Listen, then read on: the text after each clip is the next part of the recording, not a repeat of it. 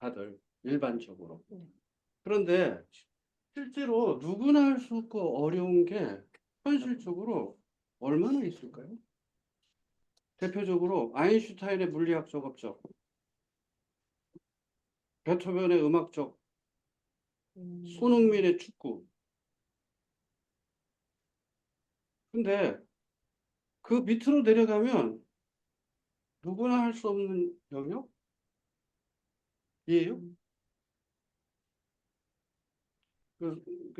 손흥민부터 쭉 나라별을 세워가지고 동네 조기 축구에서 볼 잘 차는 친구 있잖아요. 이게 도대체 어떻게?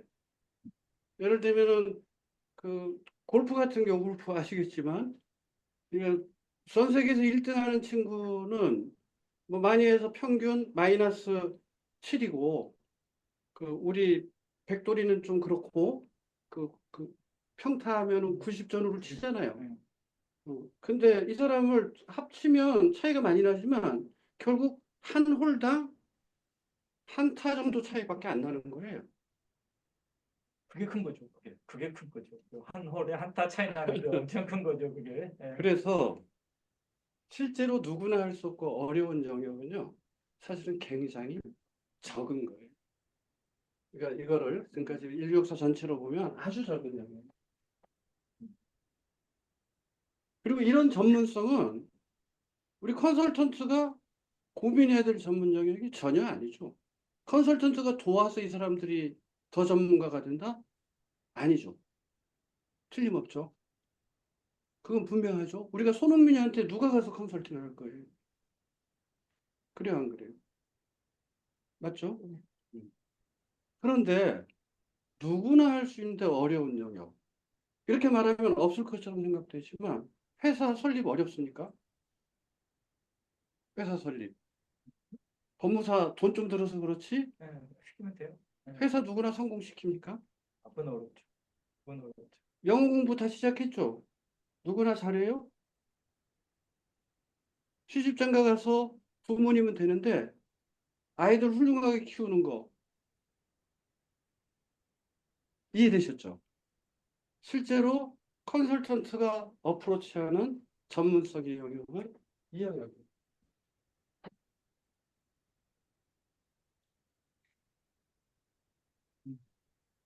누구나 할 수 없는데 쉬운 거. 이거 좀 상대적 개념이긴 한데요. 이를테면은 이 영역은 어떤 영역들이냐면 부동산 중개사 하려고 하면 뭐 되죠? 중개사 시험 보고 라이센스 줘야 되잖아요.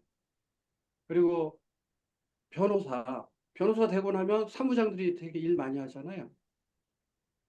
그 한 분야에 대해서는 누구든지 동일한 물량을 투입하고 노력을 하면 그게 과연 어려울까? 이렇게 생각하면 여기는요. 사회적 이유로 라이센스로 방어벽을 친 영역입니다. 이 영역이. 사실은. 운전면허 이런 거. 이쪽 영역. 음. 이해되셨죠? 그러니까 이쪽 영역도 사실 컨설턴트하고는 좀 다른 영역이 되는 거예요. 이거는 뭐 고려 변수가 아니니까 일단 이 전문성의 개념을 이렇게 이해하셔야 된다. 그러니까 이 말은 누구나 할 수 있다고들 생각하잖아요. 그러니까 컨설턴트가 내가 더 전문적으로 잘할 수 있다는 걸 입증하려면 쉽겠어요, 어렵겠어요? 어려워요. 왜? 다 안다고들 생각하고 있으니까. 그래서 컨설턴트들이 폼을 잡는 거예요. 예전에는 뭐 양복 그럴듯하게 입고 뭐 이렇게 기기 같은 것도 최첨단 쓰고 뭔가 이렇게 하는 게 젊은 날은 또 그런 데 보면 왜 허세 부려 이렇게 하지만 허세가 좀 필요한 영역이에요. 이런 특징들 때문에. 그리고 계급장도 좀 필요하고 석사 박사라고 실력이 좋을지 어쩔지 잘 모르겠어요. 그렇지만 사회적 통념상 그런 장치들이 이런 영역을 다루기 때문에 컨설팅에 있어서 필요한 거예요. 그래서 건물도 좀 더 그럴듯하게 다 이해되셨죠? 예, 이런 거를 잘 이해하는 게 이 직업을 잘 포착하는 데 중요한 겁니다. 그렇다면 우리 사장님이 쓸데없는 헛돈 쓸까? 이런 발상이 안 나오는 배경이 이걸 이해해야지 나오는 거예요. 요 세 분한테 특별히 말하고 싶어요. 이해되셨나요? 이런 특징을 갖고 있어요. 그러니까 구성원들은 그런 걸 잘 이해를 못하는 경우들이 많거든. 이 특성이 이렇다. 그리고 실제로 미국 우리는 다 그 서양 애들이 말을 만들어서 왔기 때문에요. 그 개념에 대해 가지고 우리의 독자적 개념에 대해서 굉장히 취약해요. 그래서 근본을 질문하는 태도를 좀 가질 필요가 있고요. 그 서양에서는 노비스라 그래가지고 신입사원이면 노비스 저기 뭐죠 햇병아리 이렇게 부르거든요. 들어오고 난 다음에 3년에서 5년 정도 실무 경험을 가졌을 때 스페셜리스트라고 불러요. 그러니까 서양의 전문가는 우리 대리급이 다 전문가예요. 그러니까 그 스페셜리스트가 물론 뭐 추상적으로 막 이렇게 그 범위를 넓혀서 쓰긴 하나 일반적으로 회사에 들어왔을 때 스페셜리스트라는 건 실무 경영 3년, 5년 차 누구나 되는 일이에요. 그 다음 단계 엑스퍼트가 돼야 되고 그 다음 단계 그 마스터가 돼야 마스터쯤 돼야지 그때부터 기본적으로는 우리 느낌으로 전문가란 느낌을 갖는 우리는 전문가가 과대평가돼 있는 거예요. 어떤 의미에서는 무슨 말인지 이해됐죠? 말 단어 자체가 서양 애들은 스페셜리스트가 그런 숙련 노동자 이런 느낌으로 받아들이는 개념이라는 걸 참고로 알고 계시면 되고요. 그래서 우리가 전문가 말할 땐 서양 애들이랑 나눌 때 엑스퍼트 또는 마스터 이렇게 대화를 해야 레벨이 맞는 거예요. 전문가라는 단어가 그러니까 그 나라마다 이 정도를 다르게 표현하고 있으니까 서양이랑 만나서 동일한 이야기를 하다 보면 엉뚱한 이야기를 하고 있게 돼버리는 거거든요. 이제 요 개념을 잘 포착하고 계실 필요가 있다.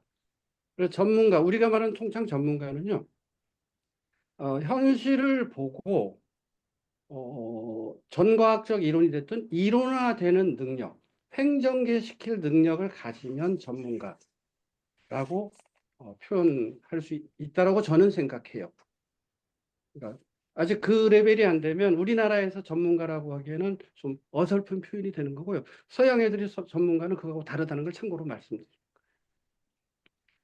지금 그 내부에서 내가 제일 처음에 그 K막 지금 능력표 컨설팅 그 K막에 입사했을 때 들어갔더니 전부 다 위원이라고 부르더라고요. 김위원, 이위원이니까 굉장히 낯설어가지고 왜 위원이라고 부르지? 이렇게 생각을 했었는데요. 원래 생산성 본부가 우리나라 생산성 본부 능률협회 컨설팅에게 다 전부 다 일본에 있었던 걸 벤치마킹, 좋게 말하면 벤치마킹, 그냥 베껴서 그대로 만든 것이에요. 일본에 사회생산성 본부라고 있고 일본 능률협회가 있거든요. 이제 거기서 이거를 이제 도입을 했고 올 때 컨설턴트라고 표현을 했는데 한국말로 번역을 생산성 본부가 하는데 뭐를 할까라고 번역을 고민하다가 전문위원이란 말을 만들어낸 거예요. 전문위원. 지금은 전문위원이 뭐 예를 들어서 국회도 전문위원이 있고 뭐 연구소에도 뭐 전문 그러면 박사급을 말하기도 하고 그렇긴 한데 원래 이쪽 동네에서 우리 국내 컨설팅 회사의 3대는 생산성본부, 능률협회 컨설팅, 표준협회 뭐 이렇게 이야기를 하잖아요. 컨설팅에는. 그다음 그 후에 외국계 회계법인계가 쭉 있고 전략계 컨설팅 회사가 있고 이런데 하여튼 처음 도입될 때 번역을 그리 하다 보니까 유연이란 말이 왔고요. 그건 이따가 나중에 또 컨설턴트 직급체계 이야기가 나올 테니까 그때 다시 한번 이야기로 하겠는데 하여튼 전문가의 개념을 그렇게 잘 이해하고 계셔야 된다. 그러니까 컨설턴트가 전문성을 획득하는 거는 이때의 전문이란 개념으로 볼 때는 뭐죠? 이론화시킬 수 있는 능력을 갖추는 수준까지를 의미한다. 어떤 현상을 보고 그러니까 그때까지는 여러분들이 갈고 닦아야 되겠죠. 그래서 이 전문 서비스는 클라이언트의 리더십을 획득할 때 이 전문성은 대단히 중요해 가지고요. 예, 평생 공부를 해야 되는 직업입니다. 컨설턴트의 능력 중에 정말 중요한 게 학습 능력이에요. 잘 배우는, 금방 보면서 금방 배우는. 그래서 전문 서비스는 그렇게 하고요. 두 번째, 자문 서비스라는 개념입니다. 두 번째. 예. 이 자문 서비스라는 개념은 핵심이 뭐냐면 컨설턴트는 자문을 한다. 음, 도움을 준다는 의미죠. 어, 거꾸로 말하면 자문을 하기 때문에요. 책임을 지지 못해요. 그러니까 컨설턴트는 자문을 하는 사람이지 의사결정을 하는 사람이 아니란 뜻입니다. 이거는 클라이언트들도 잘못 생각하는 경우들이 많거든요. 근데 이 점을 컨설턴트 꼭 새겨놔야 돼요. 아주 작은 거에서도 의사결정하는 습관을 버려야 되는데 컨설턴트들이 여기서 우리 실수들을 많이 해요.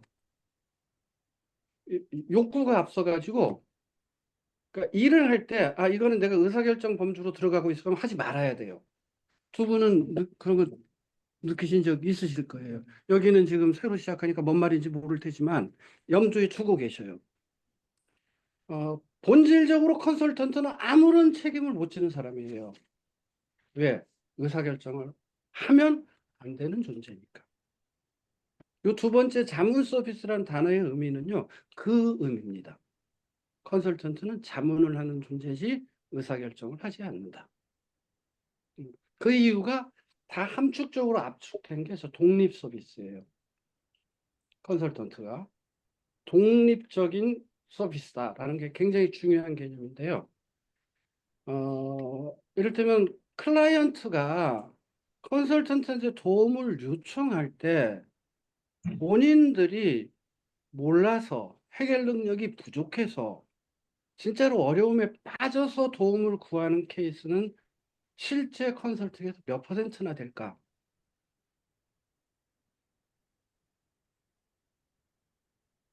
삼성전자가 컨설팅을 맡겼어요.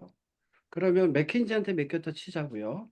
삼성전자의 박사 숫자하고 맥킨지의 박사 숫자 어디가 많겠어요? 한성전자도 많을 것 같아요. 왜냐하면 더 많습니다. 한성전자가 투자 또 종업원 수 자체가 더 크니까. 그리고 맥킨지나 싱가포르 정부가 컨설팅을 엄청 많이 받아요. 그런데 액센추어가 됐든 맥킨지가 됐든 싱가포르에 컨설팅을 했던 친구들이 이구동성하는 말이 자기들이 실력이 딸려서 엄청 힘들다 이렇게 말해요. 그 싱가포르 정부 관리보다. 음. 인도네시아 정부에는요, 와튼 스쿨 출신이 엄청 많아요. 거의 30% 이상이 다 와튼 출신이라고 해도 과언이 아닐 정도로. 그, 이 말은 거기를 말려고 하는 게 아니라 실제로 몰라서 컨설턴트한테 컨설팅을 요청하는 경우는 내가 경험적으로 볼 때 10%도 안 되더라예요. 그럼 왜 맡기느냐는 거죠. 왜 맡기느냐? 내부적으로 다 객관적이라고 서로 인정해 주지 않기 때문에 맡기는 거예요.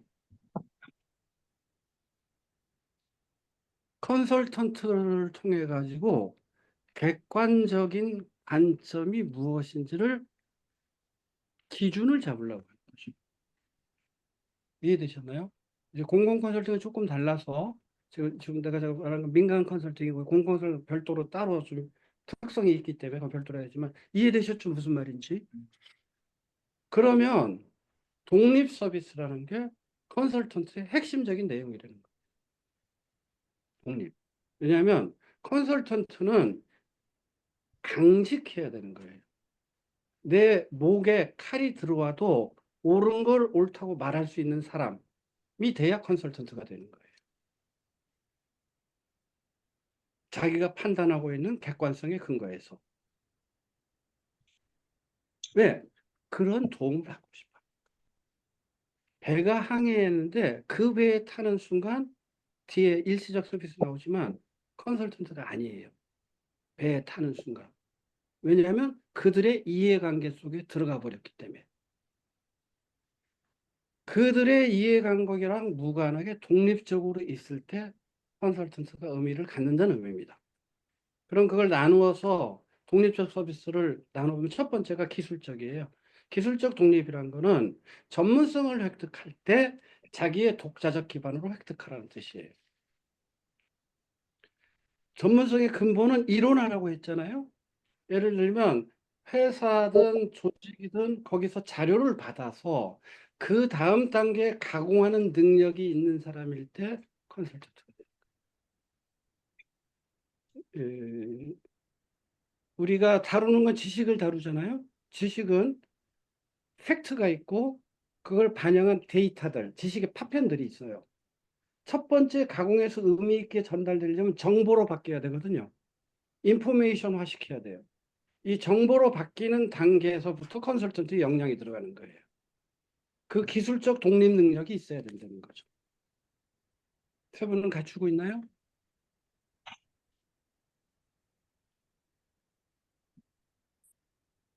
지금 말한 데이터에서 정보를 가공한다는 의미, 알아요? 어떻게 가공하는 거지? 잘 모르면 뒤에 나올 테니까 그때 들으셔요. 이거를 알면 돼요. 그게 기술적 독립입니다. 다시 말해서 어, 자기가 만들어내는 틀을 가지고 그걸 볼 수 있는 능력을 갖춰라. 이게 기술적 독립. 저거가 클라이언트한테 리더십을 획득할 때 중요해요. 클라이언트는 처음 오면 다 간보거든요. 내가 실력이 있는지 없는지 어쩌고 이럴 때 우위를 또는 그런 냄새를 못 풍기면 그때부터 프로젝트가 망가지게 돼 있어요. 두 번째는 재정적 독립인데요. 여기도 결정적으로 중요한 정의는 컨설턴트는 컨설턴트가 보통 맨데이, 맨먼스라 그래가지고 그 하루에 컨설팅 피가 정해져 있거든요. 컨설팅 피, 자문료가 정해져 있죠. 또는 그 수임료가 그거 외에 일체의 재정적 도움을 받으면 안 된다가 재정적 독립이에요. 컨설턴트는 딱 그것만 받아야 돼요. 수임료. 처음 약속한 수임료. 그 외에 상품권을 줘도 받으면 안 되고요. 그쪽에서 이게 아주 엄격하게 말하면. 그러니까 예를 들면 성과급 형태로 돈을 받는 전문 직업들이 있어요. 소위 성공보수. 대표적으로 변호사가 받죠. 컨설턴트는 성공보수를 받으면 될까요? 안 될까요?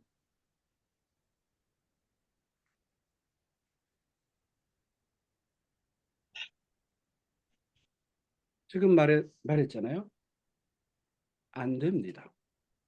성공보수를 받는 순간 그 사람은 컨설턴트의 본질적 자격을 박탈당하는 거예요. 왜? 독립성을 훼손해서.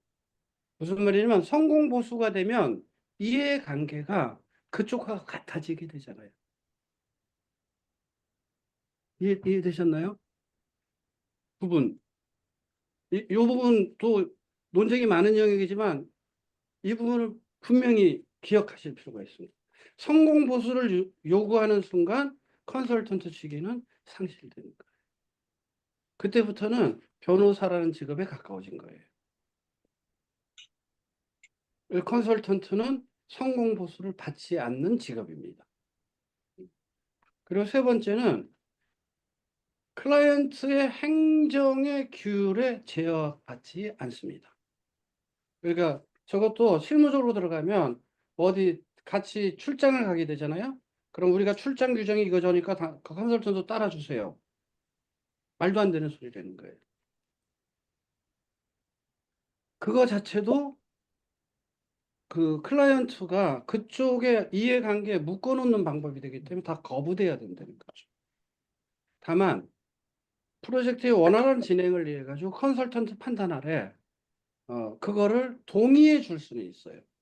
근데 동의해 주더라도 그것이 나의 독립성을 훼손시키지 않는다라는 자기 판단하에 가능한 거예요.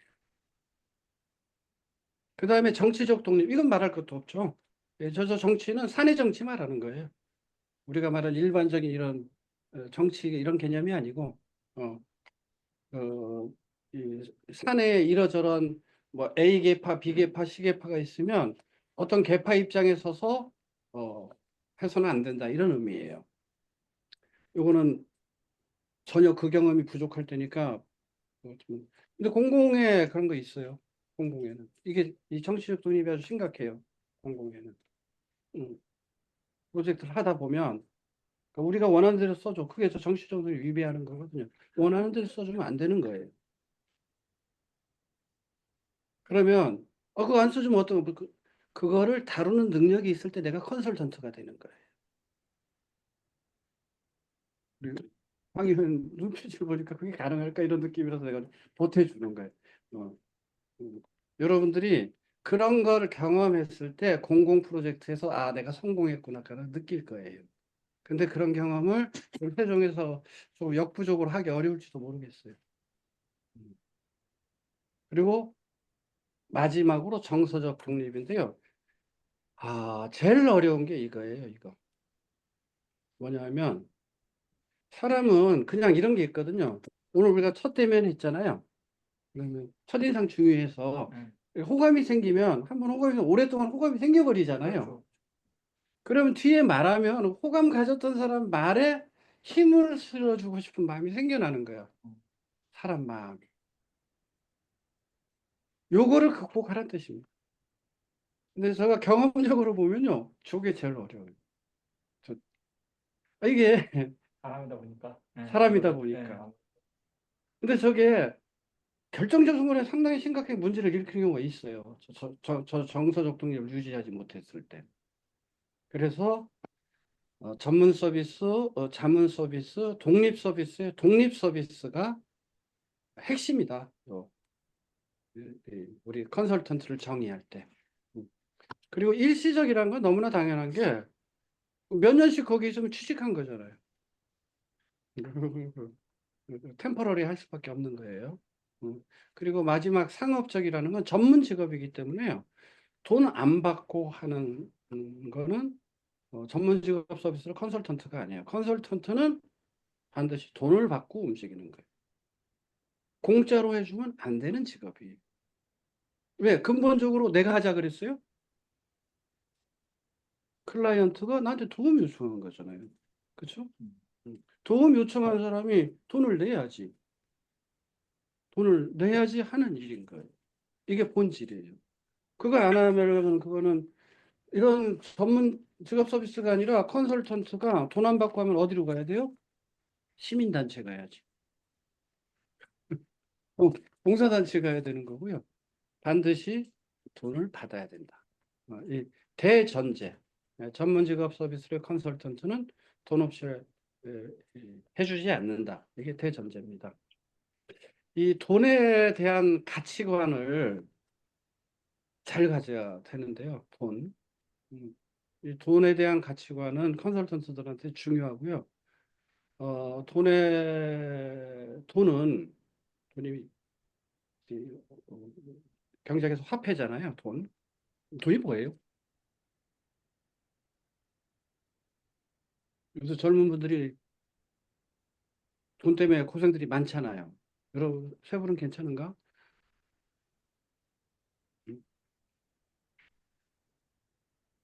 여러 가지가 돈에 대한 가치관, 우선 가장 추상적인 거 하나부터 정리하고 가면, 우리나라에서 옛날부터 청빈 사상을 강조했잖아요. 청빈 사상.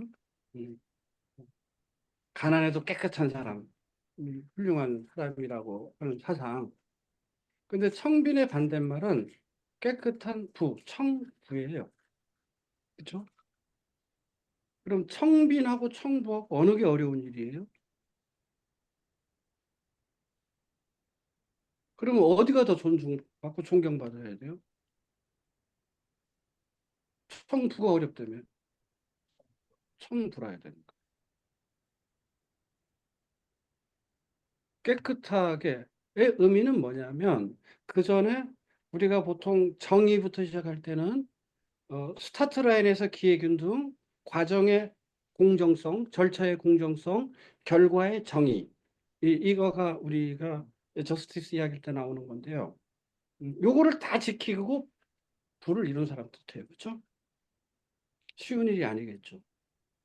어, 컨설턴트 관점에서 이 청빈과 청부에서 청부의 방점을 두고 그 청부를 분별해낼 수 있는 능력들이 있어요.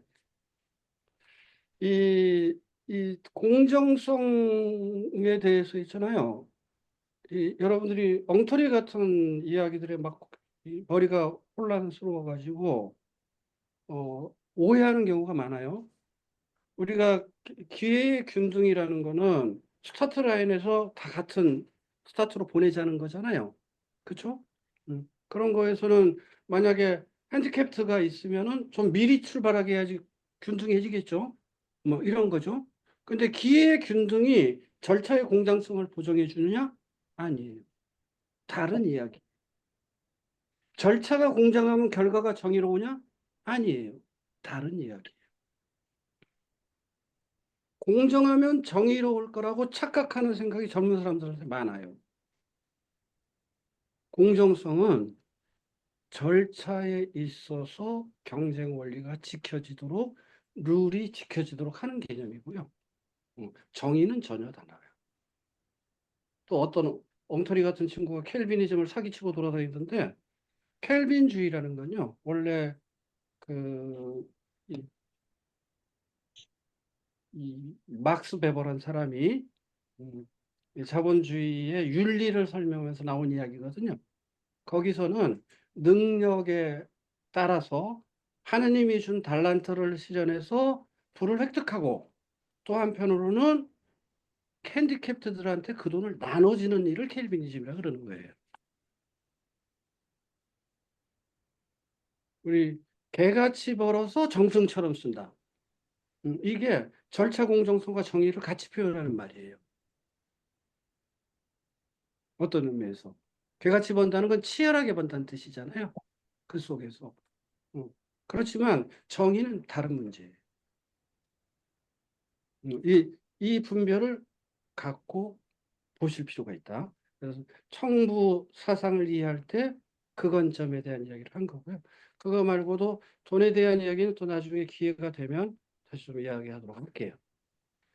이거가 굉장히 중요한 컨설턴트를 정의하는 내용이니까 꼭 염두에 두셨으면 좋겠습니다.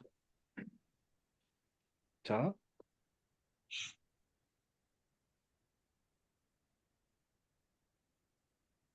여기 다 이해되셨죠? 혹시 지금 논의에서 다른 의견 있으면 말씀해 주셔요. 뭔가 내가 생각했던 거랑 다른 점이 있다거나 논점이 될 만한 거 있으면 자유롭게 말씀해 주십시오. 근데 이제 여러 가지가 음. 선제 상태에서 네. 글로벌 기업이 하든지 대기업이 하든지 인전 기업이 하든지 컨설팅이 많이 이루어지고 있는데 예. 여기 사장님 말씀하시는 어떤 오리지널하게 하는 지금 말씀을 해주셨고 저는 이제 제가 기업을 만들고 하면서 컨설팅 되게 한 수십 차례 했는데 조금 저는 의견이 다른 게 뭐냐면 네. 제가 하고 있는 비즈니스에 저는 부족함이 있어서 돈 좀 불렀는데 우리 비즈니스에 대한 이해가 굉장히 적어요. 그들의 전문성은 인정을 하는데 그러니까 뭐 법률 또 컨설팅 있고 해외 마케팅 여러 가지 영역 속에서 이제 내 성장하는 데 필요한 부분을 없으니까 이제 도움을 받으려고 해서 했는데 지금 말하는 것처럼 독립성이 너무 강해 버리면 우리 사업을 이해도 못하는데 그들이 갖고 있는 일반론으로 이렇게 하다 보면 도움이 별로 안 돼요 나중에.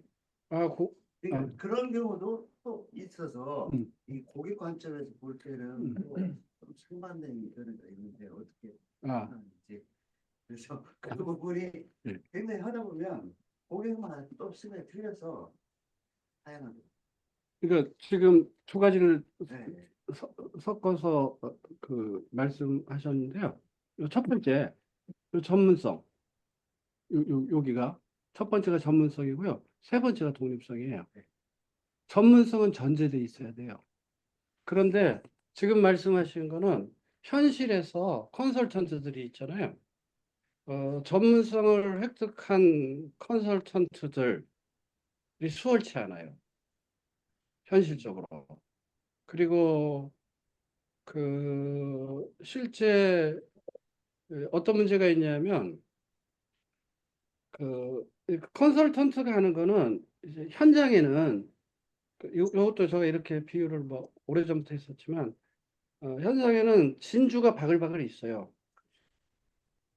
근데 이 진주를 엮어가지고 목걸이를 만들지, 팔찌를 만들지, 어느 게 더 가치가 있는 방식으로 엮어내는 건지를 해주는 그런 조언을 하는 게 컨설턴트 몫이라면 각각의 진주들 있잖아요. 그 진주들을 보고 진짜 진주인지 아닌지 판정하는 건 컨설턴트로서는 한계가 있어요.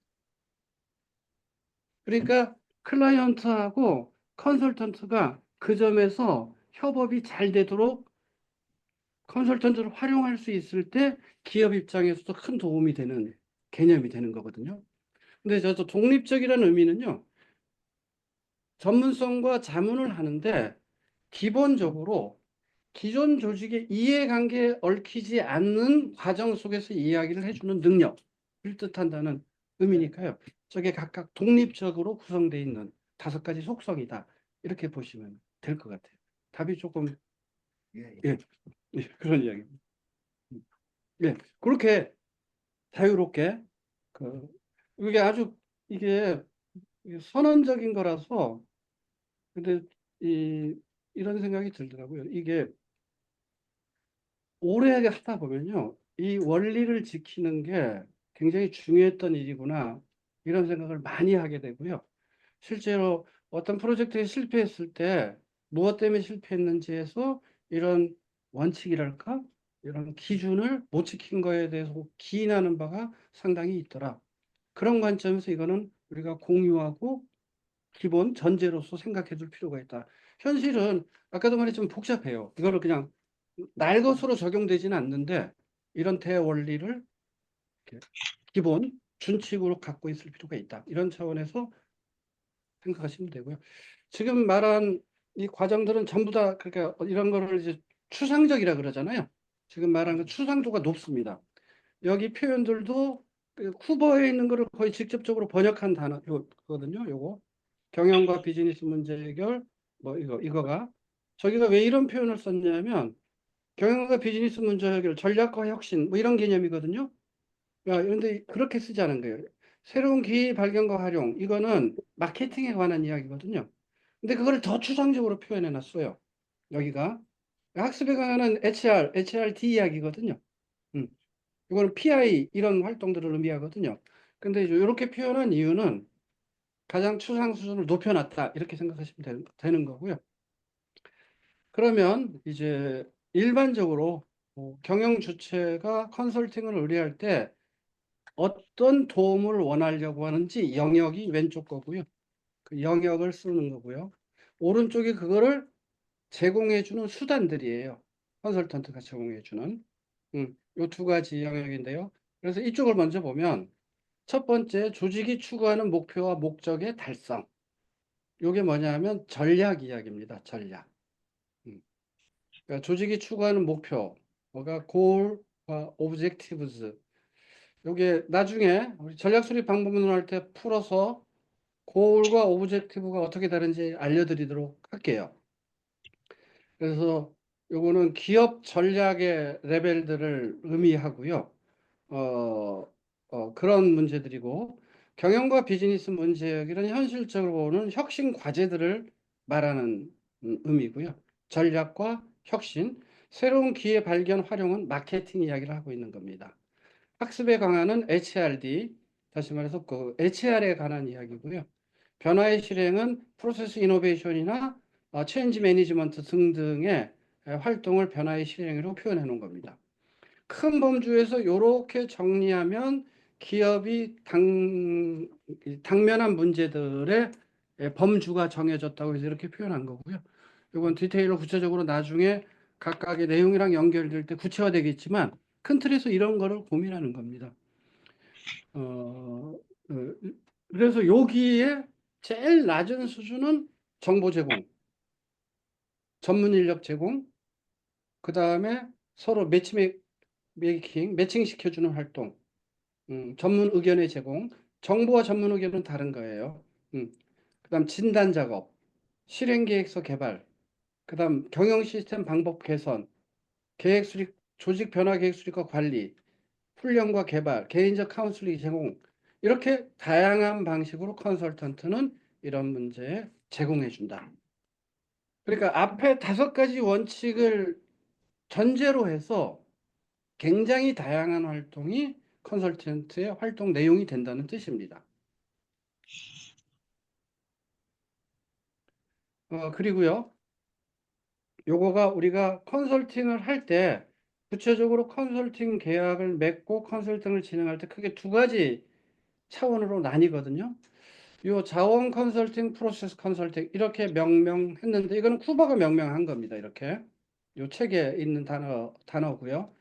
요거를 현실 우리나라 그 컨설팅 회사들이 각각 다르게 불러요. 이 표현을. 그렇지만 요 내용을 파악하고 있다가 아 이게 자원 컨설팅을 뜻하는구나. 이게 프로세스 컨설팅을 뜻하는 이렇게 이해하시면 돼요. 그러니까 여러분들이 속한 회사에 들어가면 이 표현을 다르게 거기서 부를 거예요. 이렇게 저렇게. 근데 이제 자원 컨설팅 한마디로 말했어요. 가장 쉽게 말하면 보고서를 써서 갖다 주는 활동. 이렇게 생각하시면 제일 쉬워요. 그러니까 독립적인 형태로 있잖아요. 컨설턴트가 따로 작업을 해서 갖다 주는 결과물로 갖다 주는 거예요. 큰 틀에서 보면. 물론 그 소소하게 그 안에서 뭐 미팅도 하고 뭐 인터뷰도 하고 워크숍도 하고 뭐 이러긴 하겠지만 이해되셨죠? 그래서 여러분들이 공공에서 하는 활동은 대부분 무슨 거예요? 자원 컨설팅 하고 있는 거예요. 자원 컨설팅. 이게 자원 컨설팅입니다. 근데 이제 이쪽 기업 경영 쪽에서 자원 컨설팅은 주로 전략, 전략 쪽 일들이 자원 컨설팅 영역들이 대부분을 차지해요. 그 다음 단계로 넘어오면 거의 대부분 프로세스 컨설팅의 성격을 띱니다. 지금은 전략 컨설팅도 프로세스 컨설팅이랑 결합시켜서 하지만 예전에 전통적으로 그리고 회계 쪽 작업 있잖아요. 그것도 재무는 어떤 재무회계도 자원 컨설팅에 가까운 형태를 띠어요. 어, 그런데 프로세스 컨설팅은 뭐냐면요. 구체적으로 현업에 가가지고 현업의 업무랑 같이 연계해서 풀어갑니다. 그리고 실제로 그쪽에 타스크포스가 반드시 존재해야 되고요. 그쪽에서 서로 인터빈, 개입하면서 주고받아 하는 활동을 프로세스 컨설팅이라고 합니다. 대표적으로 우리가 IT 시스템 갈 때 프로세스 컨설팅 하잖아요. 그리고 뭐 품질, 생산, 뭐 이런 영역들 다 프로세스 컨설팅 형태거든요. 그리고 저기도 뭐 보통 뭐 그 돈 받는 방법도 가가지고 맨날 가서 컨설턴트 일당 찍듯이 찍어가지고 와가지고 이렇게 하는 방식을 취해요. 이게 프로세스 컨설팅입니다. 이 두 개가 섞여 있기도 하지만 크게 이 2가지로 나뉘어 있다. 요거를 기본적으로 알고 계시셔요. 자원 컨설팅, 프로세스 컨설팅. 그리고 어, 지금은 상호 침투하는 방식의 형태들을 많이 추구하죠. 이 자원 컨설팅은 클라이언트 입장에서 자원 컨설팅은 어떤 장점이 있냐? 나중에 컨설턴트들한테 책임을 명확하게 물을 수 있어요. 그러니까 컨설턴트 입장에서는 자기들이 그 잘못되면 책임을 져야 돼요. 그 의사결정 과정에 잘못된 조언으로 잘못되면 미국 같은 경우는 재판도 걸어버리거든요. 그러니까 컨설팅 회사들 입장에서 점점 이 부분을 줄여가려고 노력해서 자원 컨설팅 형태가 100% 자원 거의 없다. 이렇게 생각하시면 돼요. 음. 프로세스 컨설팅 형식에서는 클라이언트 입장에서는 그 내부 자원들을 발전시킬 땐 도움이 되는데 현업에 방해를 너무 많이 받아. 어, 여러 가지. 그리고 보안이나 정보가 누출될 우려에서 노출돼 있어. 이런 불편함들이 있는 거예요. 다만 컨설턴트들 입장에서는 책임은 분산시킬 수 있어. 그렇지만 돈이 적어져. 그러니까 이렇게 각각 자원 컨설팅을 뜻하냐 프로세스 컨설팅을 뜻하냐에 따라서 장단점들이 존재한다. 그리고 지금은 이것이 적절한 형태로 결합된 형태로 추진 중이다. 이렇게 보시면 되고요. 그다음에 컨설턴트가 가서 하는 역할에 아까 단순 정보 제공, 그 보통 리서치사의 활동에 가깝지만 부터 시작해 쭉 있듯이 컨설턴트가 관찰자 역할부터요. 프로세스 전문가, 사실 발견자, 대안 확인자, 제일 마지막 이게 가장 클라이언트 입장에 가까운 지지자. 이 수준까지도 독립을 유지해야 됩니다. 요거는 거의 내부자처럼 활동하는 수준을 뜻합니다. 그러니까 범위가 굉장히 크죠. 아주 가장 적은 관여도, 인발브먼트가 적은 관찰자 지위에서부터 지지자까지 쫙 이렇게 돼 있는 거예요. 그래서 이렇게 각각 단계별로 다양한 형태로 컨설팅 활동들을 할 수가 있는 거고요. 그거에 예, 이렇게 다양한 활동을 로 제공해 준다. 더 보실래요? 네, 이랬죠? 저 슬라이드는 음. 공유가 가능합니까? 원칙적으로 공유 안 하고 아, 있습니다. 그렇습니까? 찍었어요. 찍은 거 보내줘. 알았어요. 찍은 거 보내줘. 찍었어요. 네, 찍은 거 중요한 거. 됐습니다. 됐습니다. 저게 제일 중요한 것 같아요. 어, 네, 저게 제일 중요한 것 같습니다. 책자 모아서 네, 그렇게 원칙을 정해서 양해해 주십시오. 예, 예, 예.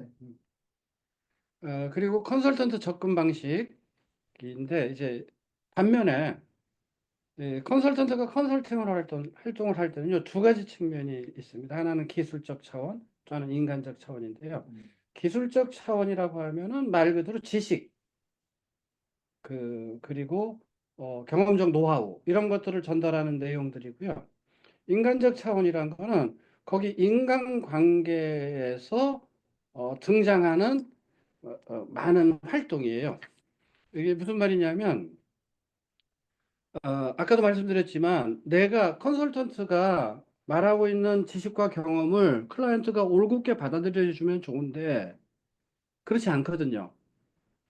각자 입장과 이런 것들이 있거든요. 그러면 클라이언트의 문화라든가 인간적 측면에 대한 이해들을 많이 갖고 있어야 돼요. 기본적으로. 그래야지 컨설턴트 입장이 잘 교유가 되겠죠. 이해되셨죠? 그런데 컨설턴트 스타일에 따라서 이거를 완전히 무시하는 애들이 있고요. 요거를 많이 덜 중시하는 이런 스타일들이 있어요. 대표적으로 기술적 차원을 중시하는 거, IT, 회계, 전략 이런 동네예요. 인간적 차원, HR, HRD, 마케팅이 특히 영업 관련. 이거를 중시해요. 근데 그러면 안 된다는 이야기입니다. 그리고 MBA 마치고 학교에서만 공부한 친구들이 요거를 가지고 있잖아요. 자꾸 옳다 그르다를 분별하려고 덤벼들어요. 근데 옳다 그르다고 덤벼드는 건 컨설턴트의 자세라고 했어요? 아니라고 했어요?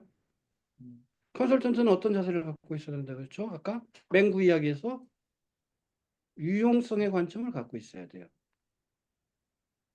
유용성의 관점을. 젊은 사람들은 논리적으로 어긋나는 걸 참기 어려워해요. 대부분.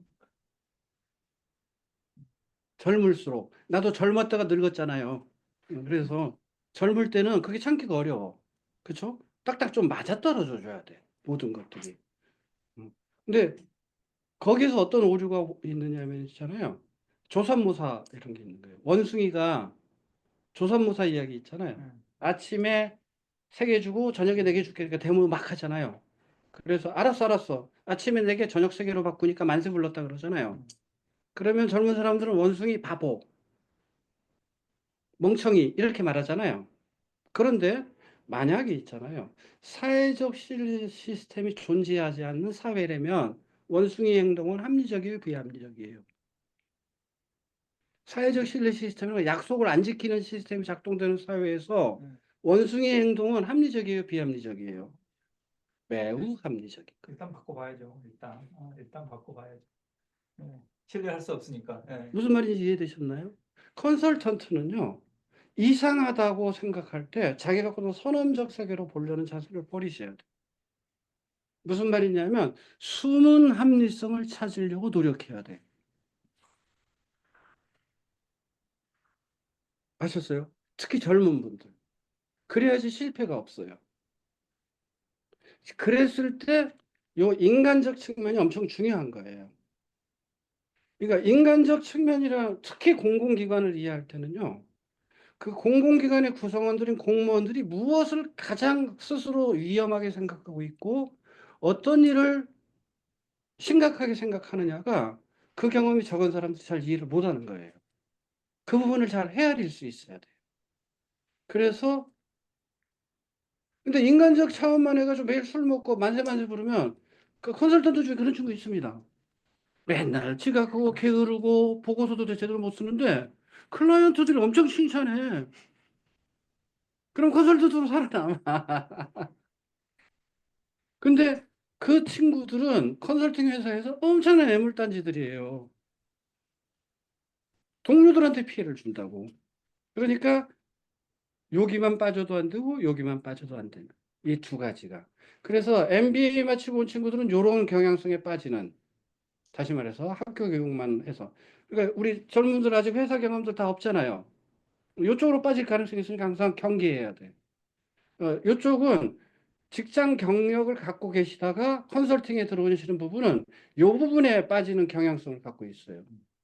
그러니까 두 분, 이 부분을 더 중시하셔야 되는 거죠. 이해되셨죠? 그래서 기본적으로 이 두 가지가 이렇게 결합돼 가지고 실제적 실용적 접근 이런 관점에 좀 더 포인트가 갈 수 있도록 해야 컨설턴트들이 좋은 컨설턴트로 자리 잡아갈 수 있다라는 거고요.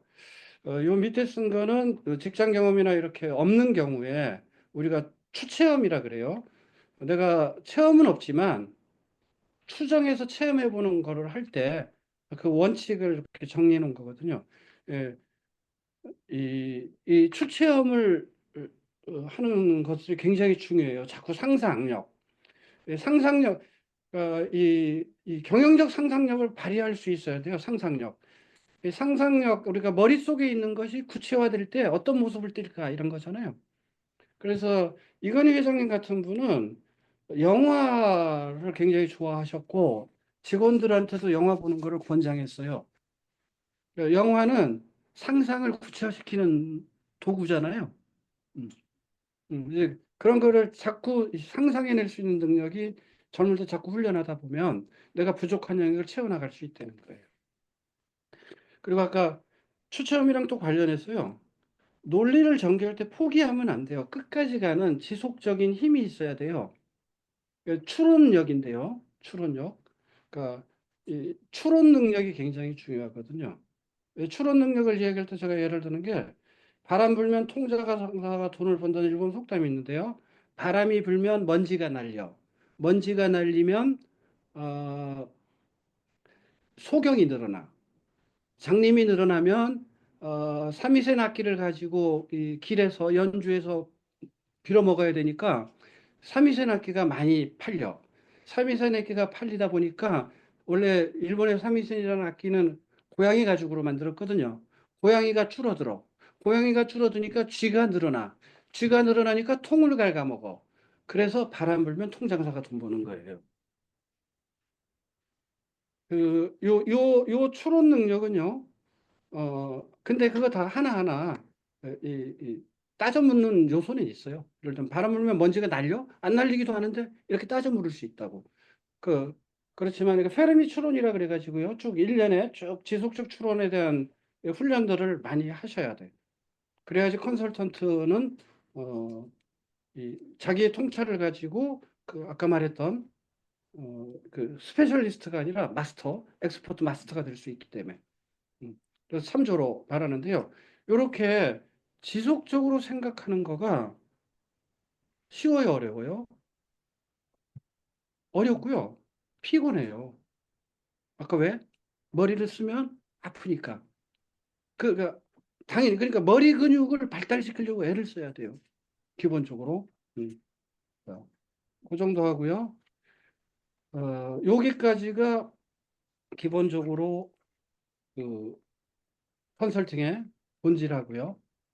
그 가장 기본적인 요체하고 내용들입니다. 그러면 이런 컨설팅 서비스가 어떤 히스토리를 가지고 발전해 왔고 어떤 테마들이 컨설팅들이 등장했는지를 설명드릴 텐데요. 이 대목은 다음 주에 뵙도록 하겠습니다. 오늘은 여기까지 마치도록 하겠습니다. 너무 인문학적인 강의를 해주셔가지고 감명 깊게 들었습니다. 깊이가 너무 있어가지고 어떤 이해는 안 가지만 그럴싸해요. 좀 더 이게 좀 더 이렇게 첫 책을 봐야 되겠네. 그러니까요. 저 레퍼런스로 갖고 너무 계시고요. 너무 진짜 베이직한 이 인간의 근데 아까 그 5가지 원칙은 진짜 꼭 기억해 두시는 게 좋아요. 하는데 들어볼 수 그걸 들어볼 수가 없는 이 다음 주에는 우리 컨설팅 테마 발전 상황을 들면 좀 더 여러분들이 구체적인 지식과 이 범주로 들어갈 수 있으실 거예요. 네, 마치겠습니다. 수고들 하셨습니다. 듣느라고 고생 많으셨어요. 아이고 네, 지금 뭐 온라인에서도 꽤 많이 들어왔네. 16명. 많이들 들으셨네요. 제가 아는 사람들 다 들어와서 다 들었겠구나. 특이한 예. 들어- 그러니까 이게 무슨 돈 말일까? 내고 들어야 될 것 같은데. 다음 주에도 봬요. 마치겠습니다. 네. 네, 아유 수고하셨습니다. 네. 여러분들이 더 고생했어요. 야 5가지 원칙. 아까 그 독립성 말씀하신 거죠? 예, 예. 독립성, 독립성. 전문 서비스, 예, 전문 예, 서비스, 독립 독립 서비스. 서비스, 제일 중요한 독립성, 어려워. 임시 서비스, 상업 서비스 5가지. 독립성. 여러분들도 꼭 기억에 남겨놓으시고 당장은 몰라도 앞으로 느끼게 될 거예요.